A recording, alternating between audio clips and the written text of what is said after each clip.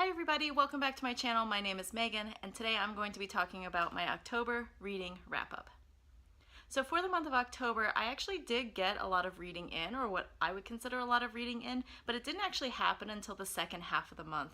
The first half of the month I was kind of in a little bit of a reading slump, and then in the middle of October, I had a couple of books due at the library, and I was like, I need to read these books because they were books that people had placed on hold, and I knew that once I returned them, I wasn't going to be able to check them back out immediately, and I didn't want to forget about them. So I went ahead and started reading them, got back into reading, and I feel like I finished out the month pretty strong. So let's go ahead and get into the books that I read.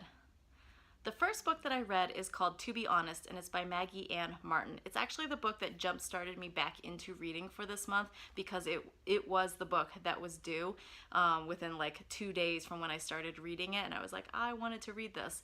So this is a book, it's a YA contemporary novel, and it follows Savannah, who is a senior in high school, and she's had some life changes happen to her because her sister, who's a year older than her and she's never really been separated from, has gone off to college. She feels lonely for the first time. Her parents had recently divorced within the last couple of years, and her mother, in an effort to really kind of transform and make a big change after the fallout of her marriage, the mother went on a reality TV show for weight loss, lost a bunch of weight, and at the time of this novel, was trying to maintain the weight loss in preparation for a reunion TV special. And so we really see that there's these changes that Savannah's having to deal with it being the final year of school. She is struggling with the separation between her and her sister, dealing with her mom as her mom is becoming almost fanatical in some ways about eating healthy, exercising, being very, very strict with healthy eating and what kind of foods can be in the house, and it's really starting to affect Savannah. So Savannah is what she would not consider thin at all. She considers herself fat or overweight, but you don't really get this negative sense from her. Like, she kind of talks about it almost in a matter-of-fact way, but overall it seems like she feels confident, or at least comfortable, in her own body. However, her mother, who has lost a bunch of weight, like I said, is fixated on the idea of health and healthy eating being the gateway to weight loss and being thinner and being happy.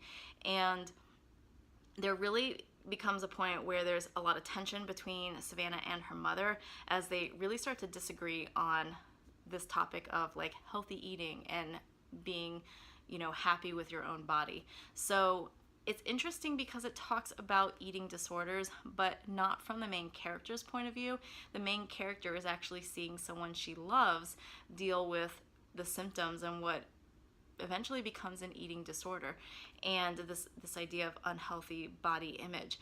And so I thought that was kind of interesting to kind of address what do you do when you see someone that you love and care about go down this path and you want to help them, but you don't know how to address it, or when you do address it, they refuse to acknowledge that there's a problem. And the book attempts to talk about that. I did find a few issues with this. I wish there had been more information on the resources that Savannah used to build up her own positive body image, because she does kind of talk about that a little bit, that she feels okay with herself, but then anytime her mom comes in, it kind of undercuts it a little bit. And I wish there had been a little bit more discussion about what are those resources that an individual can use to kind of focus in on their own positive body image, or what resources can they use to help other people. There wasn't a whole lot of talk about that. I also thought at the end of the story, without trying to give away what happened in the story, I thought that it was resolved really, really quickly, and I know that that's not always the case, especially when you have an eating disorder. It takes time, and I felt like the resolution in the story was too quick. Now, I get that this is a YA novel, and possibly even geared for younger individuals. So this might be a good way to open discussion for dieting and body image and weight loss and eating disorders, but I wish there could have been a little bit more information in it, or a little bit more to the story on this topic. Overall, I give it a 3.5 out of 5 stars. I thought it was a pretty solid read. Like I said, could have had a little bit more substance to it in the big topic that they're trying to address, but I thought that they made a good attempt at it. On Goodreads, I did give it a 4 out of 5 because you can't give it half stars, but really in my heart, I feel like it's a 3.5 out of 5. The second book that I read is Kill Creek, and this is by Scott Thomas. This is a book that I read starting in September and then finished this month. I believe this is Scott Thomas's debut novel, and I thought that he did a pretty good job on it. It's a haunted house horror novel, and it focuses on 4 horror novelists. They end up agreeing to doing an interview together, the 4 of them, in a haunted house on Halloween. So they all go to this haunted house. Supposedly there are some bad spirits here from people who died, and they see some things that are a little bit unsettling and make them feel uncomfortable, but nothing terrible happens. So after the interview, they go to sleep. They wake up the next day. They're like, I don't feel really good about this house, but they end up leaving and they go back to what they think is going to be their normal lives. Well, it turns out that some spirit from the house or evil entity from the house has followed each of these individuals home. And so they come back together because they realize that this evil entity has followed them home. And the second half of the book is all about trying to figure out how to get rid of this evil being that's in this house and that's basically attached themselves to these 4 writers. So that's the second half of the book. It does get a little bit violent and a little bit gruesome. It is definitely spooky in the beginning. There was a part where I stopped and I was like, I don't know if I can finish this. And then I was like, I need to finish this. So I thought in that aspect that it was really well done. I did have a little bit of issue with the writing style though. You know how some authors, when they want to show multiple perspectives, they will dedicate a single chapter to one character's perspective and put the name of that character at the top of their chapter, and then in the next chapter they'll have a different character name with a different perspective. This author doesn't do that. He does jump around from one character's perspective to another character's perspective within the same chapter. There is a space break in the writing, but it does require a little bit of a shift in thinking to kind of follow the story. So once I got used to it, it was fine, but in the beginning I was like, whoa, we just went from Sam, who's one of the writers, to Sebastian, who's another one of the writers, and I'm a little bit confused. On that note, it also made me a little bit confused because 3 of the horror novelists are male, and 2 of them both have a name that starts with S. You have Sebastian and Sam, and then you have this guy named Daniel Slaughter, I think, and then this woman, Moore. But I really had trouble between Sam and Sebastian, those 2 writers. I don't know if it was something about, even though Sam is kind of the main character, like most of the story comes from his perspective, I felt like sometimes I got a little bit confused between him and Sebastian, at least in the beginning. Part of it might have been that shift in perspective until I really focused in and said, like, I need to pay attention to who's talking at the moment. So once I really kind of focused on that, things got a little bit easier. The next 2 books are part of the same series, so I'm going to show and talk about them together. So the third book that I read this month is A Court of Wings and Ruin, and this is by Sarah J. Maas. And then the 4th book is the novella that comes after it, which is A Court of Frost and Starlight, also by Sarah J. Maas. They are all part of the A Court of Thorns and Roses series. This is book 3 and this is book 3.1, so it is a novella that takes place after this book. So I had started A Court of Wings and Ruin back at the end of August. I had wanted to continue and finish this in September for my September sequels month, but I wasn't able to do that. And so since this was coming due at the library, I was like, I need to finish this because I had already started it and I didn't want to have to reread through it. I did really like these books and I do really like the series. I don't want to talk in a lot of detail about the storyline of these books because it will spoil the other 2 books in the series if you haven't read them. But the A Court of Thorns and Roses series, the first book is basically a Beauty and the Beast retelling, except you have a human and fae.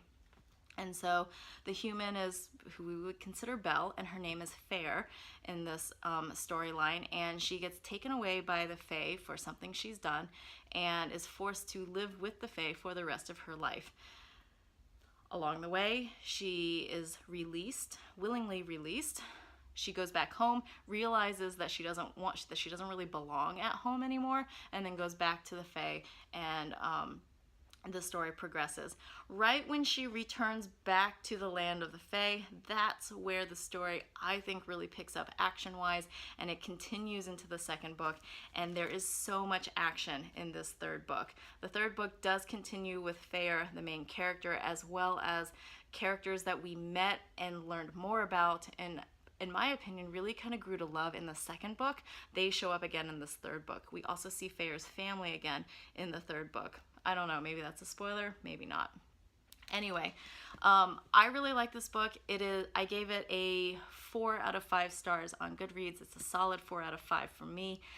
I really like the second one, A Court of Mist and Fury, the best out of all of these books, but I think they're a solid series.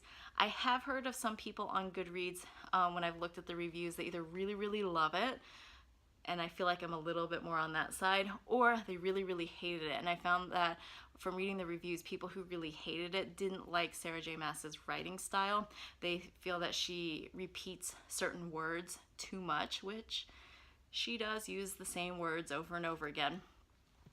She uses a lot of hyphens and or ellipses, those little dots, which bother some people. They had some issues with the way the characters were created and with the world was created. I don't know. I still had fun. Maybe you would consider it a guilty pleasure, but I did enjoy it. The novella, A Court of Frost and Starlight, I had generally heard from people that it was not as good as the actual stories. This book takes place after this third book, and I will tell you right now, in this series there is a war that is going on. So this book does focus on the aftermath of the war, like how are people affected by war, how are individual warriors affected, warriors who have gone through wars in previous years, new warriors, and then also just regular civilians, how are they affected as well. And it does attempt to address some of those issues within this world. It does still focus on Fair and the main characters that surround her. I would give this a solid 3.5 out of 5 stars. Again, on Goodreads it's a 4, but this would be a 3.5 for me. It's not my favorite. It's definitely a little bit slower. Like, after going from all the action of this is a lot about recovery. So, you know, could this have been part of a larger book? I think it could have been incorporated into the next storyline, but I did appreciate it as its own standalone. So that's my thoughts on it. Hey, I just wanted to jump in and add a little bit more information on a couple of books that I missed when I did the original filming for this a couple days ago. The first book that I wanted to include and add in is Vicious by V.E. Schwab. The reason why I missed this book was because it was a book I listened to on Audible, and so I just forgot about it as I was going through my list of things that I had read. Vicious is actually a book that I was rereading, and I had read the book originally, the physical copy, and really enjoyed it. I think I gave it a 4 out of 5 or 5 out of 5 stars on Goodreads, and then I wanted to reread it again in preparation for Vengeful, which is the sequel to Vicious, which has just come out. I got the book through the library, Vengeful through the library, and wanted to make sure I had refamiliarized myself and remembered all the details of Vicious before starting that book. So I'm so glad I did. I listened to it on Audible. The character Victor, the way that the narrator uses his voice, he's almost like he has like a British English accent, but not quite. Like, it's a very soft accent, so I don't know if that's on purpose or if the narrator is just really bad at accents, but that was kind of the one thing that was a little bit strange. And then there's also, I don't know, I felt like there wasn't a whole lot of variation in emotions. I think the audiobook was okay, but I think the print version is better. So basically this story, Vicious, consists of two main characters. You have Eli and Victor, and they're both seniors in college working on their senior thesis, and Eli wants to focus on EOs, or extraordinary individuals, people who seem to have superpowers. He feels like he's found a link between each person who has these superpowers and knows how to recreate that, or basically turn a person into an EO. And so he and Victor basically try to turn themselves into EOs, and they are successful. However, the process of turning themselves into EOs basically breaks their friendship apart, and Victor and Eli become enemies. And so Victor spends the rest of the book trying to exact revenge on Eli and to stop Eli, because he feels Eli's turned bad, whereas Eli sees Victor and all other EOs as terrible individuals and not human. And so Eli is trying to destroy all EOs. So they're really trying to kind of like basically fighting each other. And it's kind of interesting. There's some other characters, Sydney and Mitch, that kind of are picked up along the way, and Serena are picked up along the way. So it's really interesting to see what those different EO or extraordinary abilities are. Like I said, I really enjoyed it the first time. I still enjoyed it the second time, even though I would probably recommend reading the book rather than listening to it on audiobook. All right, the last book that I wanted to include is Anna Dressed in Blood, and that's by Kendare Blake. And I also forgot this book because I had already returned it to the library.